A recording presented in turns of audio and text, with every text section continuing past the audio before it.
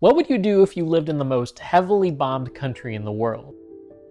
What if you were a farmer and 30% of the land contained unexploded bombs that could still go off? I've been exploring the world's most heavily bombed country of all time, the country of Laos. Over 2 million bombs were dropped here, and even though most of that happened about 50 years ago, about a quarter of the villages in Laos are still at risk from bombs that didn't go off.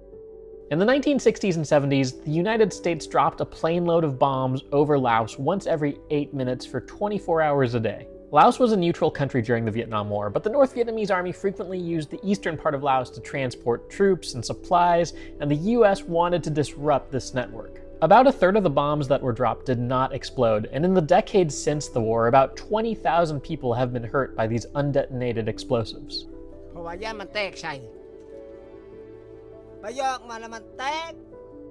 It leaves a lot of otherwise fertile land unusable, in a beautiful country that struggles with poverty and food security. Thankfully, there are organizations like the Halo Trust that are working to disable these explosives. They've cleared 50,000 football pitches worth of land, and they've trained 250,000 people to recognize explosives should they encounter them. But this is a reminder of the cost of war. Generations to come that had nothing to do with it still pay the price.